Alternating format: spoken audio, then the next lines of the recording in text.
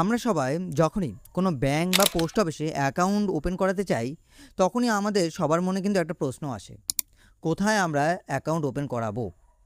দেখুন, savings account open করানোর জন্য আগে আমরা কি করি, কোনো বন্ধু বান্ধবকে জিজ্ঞাসা করি বা আশেপাশের কাউকে জিজ্ঞাসা করি যে কোথায় অ্যাকাউন্ট ওপেন করালে সবচেয়ে ভালো, পোস্ট অফিসে নাকি আদার্স কোনো ব্যাংকে, যেরকম স্টেট ব্যাংক হতে পারে, এইচডিএফসি হতে পারে বা ইউনিয়ন ব্যাংক। এবং দেখবেন এক একজনের এক এক মত। কেউ এইচডিএফসি থেকে ভালো সার্ভিস পায়, কেউ আবার ইউনিয়ন ব্যাংক থেকে ভালো সার্ভিস পায়, কেউ আবার স্টেট ব্যাংকে খুব পছন্দ করে, আবার কেউ কেউ বলবে যে পোস্ট অফিসে বেস্ট। কিন্তু এবার অনেক অপশন তো আপনি পেয়ে যাবেন, কিন্তু আমার মনে হয় সেভিংস অ্যাকাউন্ট দুটো থাকা উচিত। একটা যেখান থেকে আপনি আদার্স স্কিমগুলো ভালো পাচ্ছেন, এবং আরেকটা যেখান থেকে আপনি অনলাইন ট্রানজ্যাকশন করবেন। কেন বললাম এই কথা? অনলাইন ট্রানজ্যাকশন যেখানে ভালো, সার্ভিস ভালো, সেখানে আপনার একটা অ্যাকাউন্ট থাকা উচিত।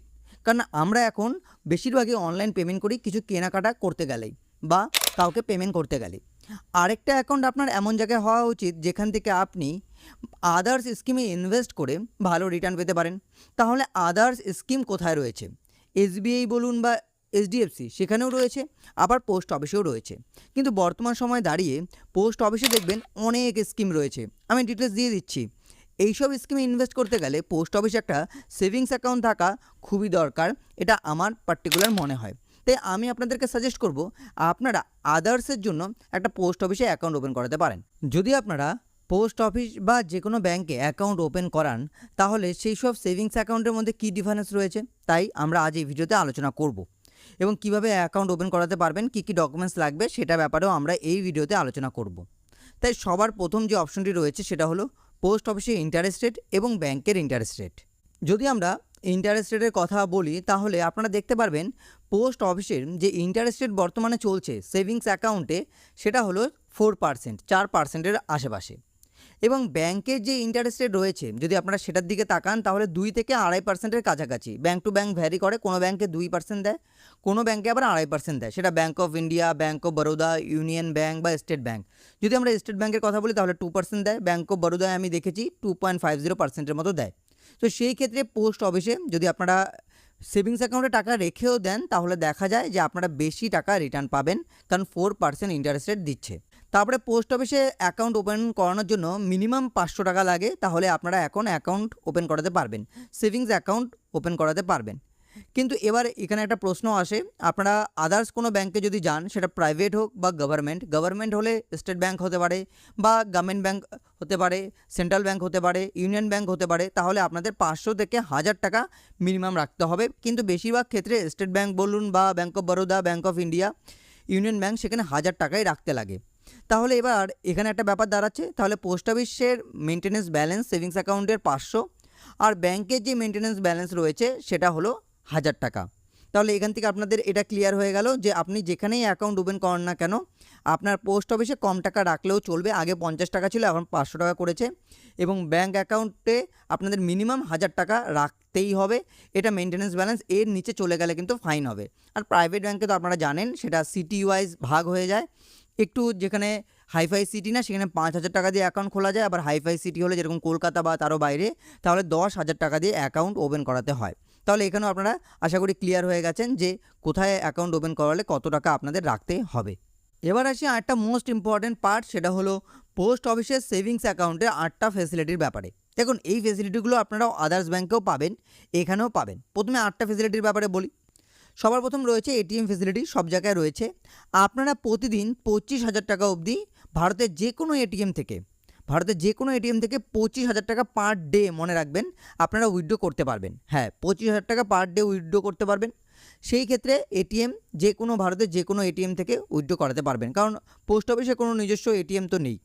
চেকবুক ফেসিলিটি রয়েছে, যে কোনো পোস্ট অফিসে ইউজ করতে পারবেন। আপনি যেরকম ব্যাংকে হয় না, একটা চেকবুক পেলে আমরা যে কোনো ব্যাংকে, স্টেট ব্যাংকের হলে স্টেট ব্যাংকের যে কোনো ব্যাংকে গিয়ে বা যে কোনো ব্রাঞ্চে গিয়ে আমরা সেটাকে ইউজ করতে পারি, এখানেও তাই।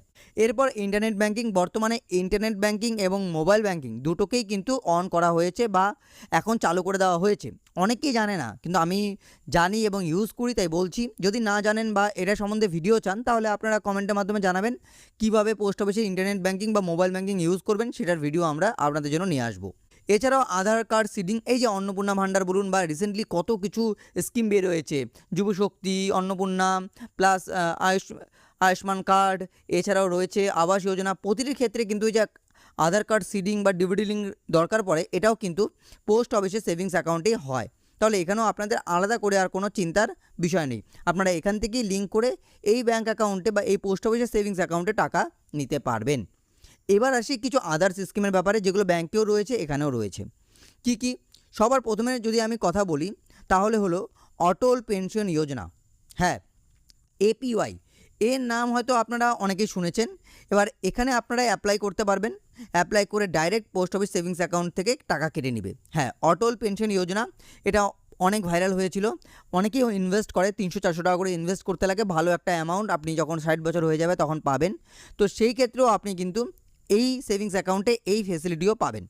তার সঙ্গে আরও কিছু স্কিম রয়েছে, সেগুলো আপনারা এক এক করে নিতে পারবেন। যেরকম রয়েছে পিএমএসবিওয়াই, প্রধানমন্ত্রী সুরক্ষা বিমা যোজনা, এটা তো আপনি চাইলে অ্যাপ্লাই করতে পারবেন, নিতে পারবেন। আবার প্রধানমন্ত্রী জীবন জ্যোতি বিমা যোজনা, এটাও আপনারা নিতে পারবেন। এই দুটো স্কিমও কিন্তু এই পোস্ট অফিসের সেভিংস অ্যাকাউন্টে পাবেন। এবার দেখুন আপনারা এটা নেবেন কি না, সেটা আপনাদের পুরোপুরি আপনাদের উপর ডিপেন্ড করে। এবার চাইলে আপনারা এখান থেকে নিতে পারেন, এবং আদার যে কোনো যদি সেভিংস অ্যাকাউন্ট থাকে সেখান থেকেও আপনারা কিন্তু বেনিফিট পাবেন। এবার অনেকে বলবে দাদা এইগুলো কি স্কিম? ইন্স্যুরেন্সের স্কিম। অনেকে রয়েছে না 20 টাকা কাটে, 436 টাকা কাটে, কেন কাটা হয় তার জন্য আলাদা ভিডিও বানিয়ে রেখেছি, সেটাও আমি ডেসক্রিপশন বক্সে লিঙ্ক দিয়ে রাখবো। কীভাবে বন্ধ করতে পারবেন সেই ব্যাপারেও আলোচনা করেছি, সব কিছু ডিটেলসে আলোচনা করেছি। ডেসক্রিপশন বক্স বা আই বাটন ফলো করুন, এটার ব্যাপারেও আপনারা জানতে পারবেন। যেখানে আপনাদের কাছ থেকে 12 টাকা, এখন তো 20 টাকা কাটা হয় আর 436 টাকা কাটা হয়, 2 লাখ টাকার একটা ইন্স্যুরেন্স পাওয়া যায়, আরেকটি রয়েছে 10 লাখ টাকার ইন্স্যুরেন্স। তো এগুলো স্কিম থেকে কীভাবে বাঁচবেন, কীভাবে বন্ধ করবেন সেই বিষয় নিয়ে ভিডিও রয়েছে। চাইলে আপনি বা আপনি না চাইলেও আপনার এই পোস্ট অফিসের সেভিংস অ্যাকাউন্ট থেকে এগুলো অ্যাক্টিভ করে দেওয়া হবে এবং সেখানে আপনি ইনভেস্ট করতে পারেন। আপনার কিছু দুর্ঘটনা ঘটে গেলে আপনি সেই ক্ষেত্রে এখান থেকে টাকা পাবেন। এরপর রয়েছে আরও 6টা ফেসিলিটি, সেগুলোর ব্যাপারে চলুন এক এক করে আলোচনা করি। এগুলো সব ব্যাংকে রয়েছে, কোনো আহামরি এরকম না যে এখানেই রয়েছে অন্য কোথাও নয়। দেখুন, বেস্ট সেভিংস অ্যাকাউন্ট বা ইন্টারেস্ট রেট বলতে পারেন, কারণ হলো 4% ইন্টারেস্ট রেট দেওয়া হচ্ছে, অন্যান্য জায়গা থেকে অনেক অনেক অনেক গুণ বেশি। নমিনি ফেসিলিটি অ্যাভেলেবেল রয়েছে, এখানে একজন দুজনকেও আপনি নমিনি রাখতে পারবেন। মাইনর অ্যাকাউন্ট অ্যাভেলেবেল রয়েছে, আপনারা চাইলে বাচ্চার নামে অ্যাকাউন্ট ওপেন করাতে পারবেন। বাচ্চার ডেট অফ বার্থ সার্টিফিকেট লাগবে আর গার্জিয়ান হিসাবে কাউকে থাকতে হবে। ট্রানজ্যাকশান 50,000 টাকা ডেইলি আপনি করতে পারবেন, এর বেশি আপনাকে করতে দেওয়া হয় না, কিন্তু আদার্স ব্যাঙ্কে আপনারা আরও বেশি টাকা ট্রানজ্যাকশান করতে পারেন। তারপর সাইলেন্ট অ্যাকাউন্ট রিনিউয়েবল ফ্রি, মানে হলো এখানে অ্যাকাউন্ট বন্ধ হয়ে গেলে অ্যাকাউন্ট চালু করতে পারবেন বিনা খরচায়, এই ক্ষেত্রে আপনার 1 টাকারও খরচা লাগবে না। অ্যাকাউন্ট আপনি যে কোনো জায়গায় যে কোনো ব্রাঞ্চ থেকে করতে পারেন, আবার চাইলে আপনি যে কোনো জায়গায় যে কোনো ব্রাঞ্চ থেকেও বন্ধও করতে পারেন। এইসব ফেসিলিটি আপনারা এই পোস্ট অফিসের সেভিংস অ্যাকাউন্ট থেকে পাবেন, কোনো চার্জ ছাড়াই আপনার বন্ধ হয়ে যাওয়া অ্যাকাউন্ট আপনি ওপেনও করাতে পারবেন। এবার চলুন আরও কিছু এক্সট্রা বেনিফিটের কথা আমরা বলি। জয়েন্ট অ্যাকাউন্ট ওপেন করতে পারবেন, আবার সিঙ্গেল অ্যাকাউন্টও ওপেন করাতে পারবেন। এবার এখানে একটা প্রশ্ন আসে, এটা তো সব জায়গায় রয়েছে, হ্যাঁ 100 বার সব জায়গায় রয়েছে। জয়েন্ট অ্যাকাউন্ট এবং সিঙ্গেল অ্যাকাউন্ট ওপেন করাতে পারবেন, একের অধিক অ্যাকাউন্ট ওপেন করাতে পারবেন না একজনের নামে। তো এটাও আপনারা হয়তো সব জানেন যে কোনো ব্যাংকে একটাই সেভিংস অ্যাকাউন্ট ওপেন করানো যায়, তার বেশি অ্যাকাউন্ট কিন্তু কোনোভাবেই ওপেন করানো যায় না। Aadhaar card, pan card, photo, mobile number, voter card এগুলো নিয়ে গেলে অ্যাকাউন্ট ওপেন হয়ে যাবে। কত টাকা ডিপোজিট? 500 টাকা ডিপোজিট করতে হবে। এছাড়াও আপনার mobile number, signature, email ID এই সমস্ত জিনিস থাকলে আপনারা অ্যাকাউন্ট নিমেষের মধ্যেই 10 থেকে 15 মিনিটের মধ্যেই ওপেন করে দেওয়া হবে। এছাড়াও মাইনরের নামে যদি অ্যাকাউন্ট ওপেন করান তাহলে আপনাদেরকে ডেট অফ বার্থ সার্টিফিকেট নিয়ে যেতে হবে, এটা কিন্তু মাস্ট বি, এটা ছাড়া অ্যাকাউন্ট ওপেন করাতে কোনোভাবেই পারবেন না। হ্যাঁ, পোস্ট অফিসে অনেক ক্ষেত্রে একটু ঝামেলা হয় যে অ্যাকাউন্ট ওপেন করালেন কিন্তু তারপর উইথড্র করতে গেলে সিগনেচার মেলে না বা ফটো মেলে না, এই রকম প্রবলেম আমি অনেক শুনেছি। হ্যাঁ, এই প্রবলেমটা রয়েছে, কিন্তু কিছু কিছু প্রবলেম থাকলেও এখানে আদার্স ফেসিলিটি আপনারা অনেক বেশি পাবেন, যেরকম আদার্স স্কিম পাবেন, আর যেসব স্কিমে ইনভেস্ট করে আপনারা বেশি ফেসিলিটি পাবেন। এবার যদি আসি কি আদার্স স্কিম পাবো যেখানে আমরা ইনভেস্ট করে ভালো ফেসিলিটি পেতে পারি, তো চলুন সেগুলো একবার করে আস্তে আস্তে আমরা সব জেনে নিই। স্কিমগুলি হলো এসএসওয়াই রয়েছে, এমআইএস মান্থলি ইনকাম স্কিম রয়েছে, সুকন্যা সমৃদ্ধি যোজনা রয়েছে, কিষাণ বিকাশ পত্র রয়েছে, ন্যাশনাল সেভিংস সার্টিফিকেট রয়েছে, রিকোয়ারিং ডিপোজিট রয়েছে, ফিক্সড ডিপোজিট রয়েছে, পিপিএফ রয়েছে, এসসিএসএস রয়েছে, সিনিয়র সিটিজেন সেভিং স্কিম।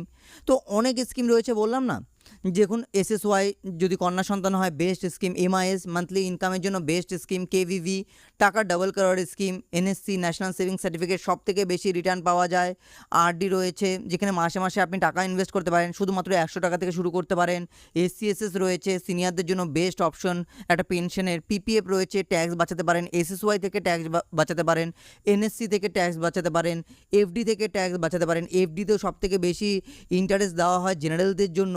তো এরকম অনেক স্কিম রয়েছে যেখান থেকে আপনারা বেশি বেনিফিট পাবেন।